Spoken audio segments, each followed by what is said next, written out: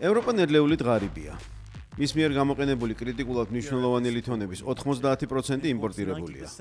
ევროკავშირი ისეთ რესურსებს ეძებს, რომლებიც სულ ახლოს დევს და რომლის ხელახლა გამოყენება შესაძლებელია. დღევანდელი გეოპოლიტიკური გარემოება სწორედ ის დრო უნდა იყოს, როცა ცირკულარულ ეკონომიკაზე მართლა გადავალ. მაგრამ რამდენად მომგებიანია მეორეული რესურსების მოპოვება? მოდი გავიგოთ. ჩვენ ახლა ბრიუსელის გარეუბანში ვიმყოფებით. საშუალოდ ერთ ევროპულ ოჯახში 74 ელექტრონული მოწყობილობა აქვს. აქედან 13-ს არ იყენებენ.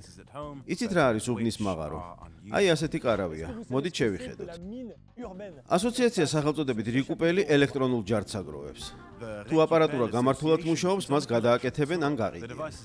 მაგრამ ჩვენ დღეს ამ ისტორიის სხვა მხარე გვაინტერესებს. როგორ ხდება მათი გადამუშავება?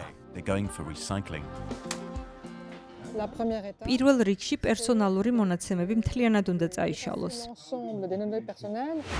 ეს ნივთი სახლში წლების განმავლობაში ტყუილად მედო. ისინი უკეთ გამოიყენებენ. ელემენტები ცალკე უნდა მოაგროვო, რკინა ცალკე. ყველა რომ ასე იქცეოდეს, დედამიწა ბევრად ჯანსაღი იქნებოდა. როდესაც აპარატურას გახსნი, მიხვდები, რომ იქ უამრავი ნედლეულია. იქნება ეს ალუმინი, ლითიუმი თუ ნიკელი. ევროპული დირექტივა, რომელიც ელექტრონული ნარჩენების შეგროვების სტანდარტს აწესებს, უნდა განახდეს, რათა ეს ძვირფასი ლითონები რაც შეიძლება უკეთ გამოვიყენოთ. თუ როგორ, ამას კომპანია Comet Sambre-ში აგვიხსნიან. ეს კომპანია, რომელიც ევროპაში ლითონის გადამუშავების კუთხით ლიდერია, ცდილობს დააკმაყოფილოს მოთხოვნა იმ რესურსებზე, რომლებიც მწვანე და ციფრულ ეკონომიკაზე გადასვლისთვის აუცილებელია. იშვიათ მიწა ლითონებს გულისხმობთ.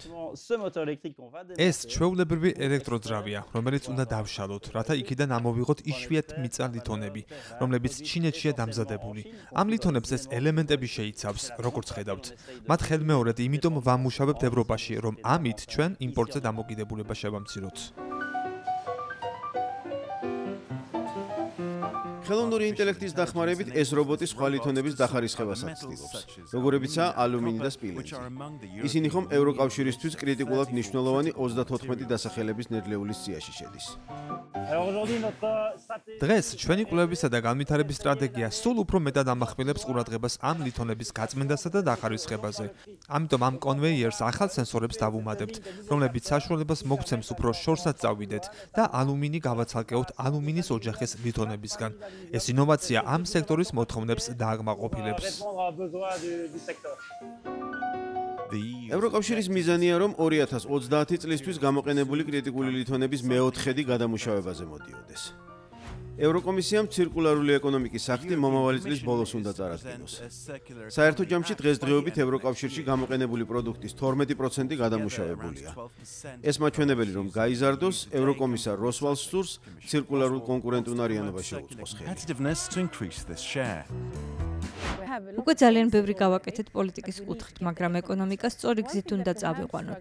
ერთი საკითხი, რომელიც სულ გვაფერხებს, ის არის, რომ პირველადი მასალები უფრო იაფია, ვიდრე გადამუშავებული.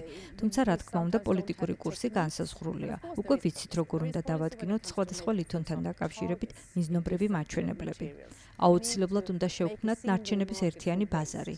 მეორეული გადამუშავებისთვის ვარგისი მასალები აქტივებად უნდა ჩავთვალოთ და უფრო მეტად გამოვიყენოთ. ეს უფრო მდგრადია, უფრო ეკონომიური და უსაფრთხო.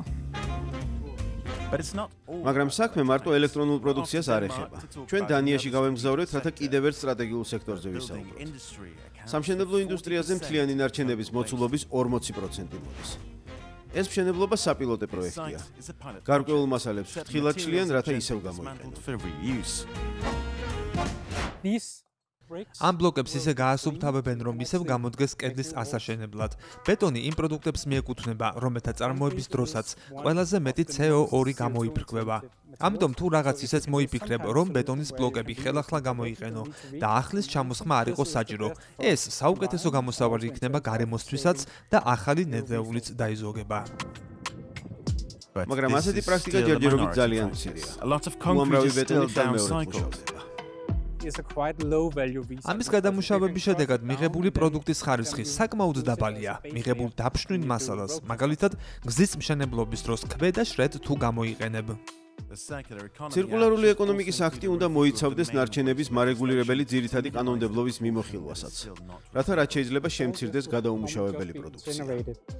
ეს ყველაფერი, როგორც წესი, იწვება. მისი გადამუშავება შეუძლებელია, რადგან მეტისმეტად ბევრი სახეობის ნარჩენს შეიცავს.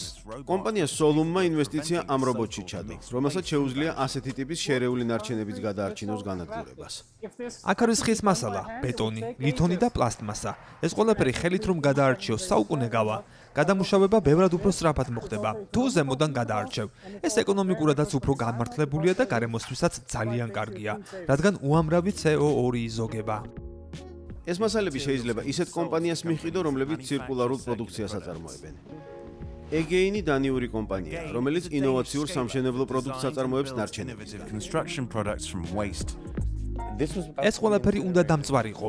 ეს პლასტმასის ბურთები 100%-ით საყოფაცხოვრებო ან სამედიცინო მოხმარების პლასტმასის ნარჩენებისგან არის დამზადებული.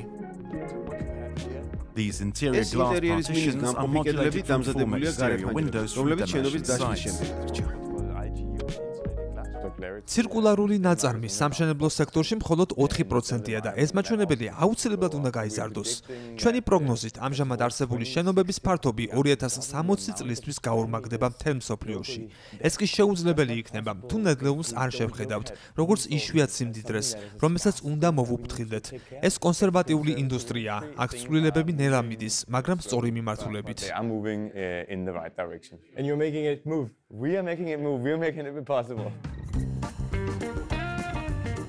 ეს რომ მოხდეს, სანამ ძველ შენობას დაანგრევენ, იქ გამოყენებული მასალა უნდა აღიწეროს.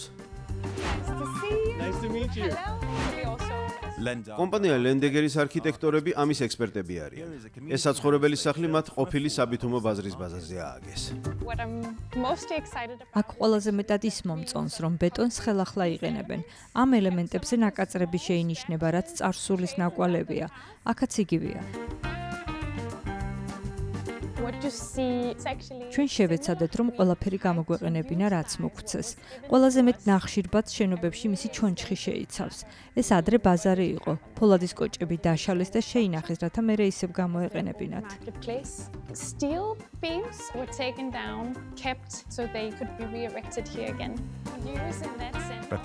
თუმცა ასეთი ტიპის არქიტექტურის პრიორიტეტი მაინც ის არის, რომ შენობა არ დაიშალოს, რათა ნარჩენი მცირე იყოს. როდესაც მშენებლობის შერჩეულ ადგილზე ძველი შენობა გვხვდება, ყოველთვის ვცდილობთ შევაფასოთ. რამდენად შესაძლებელია მისი განახლება ან გარდაქმნა. ჩვენი დევიზი ასეთია: ფორმას შესაძლებლობა განსაზღვრავს.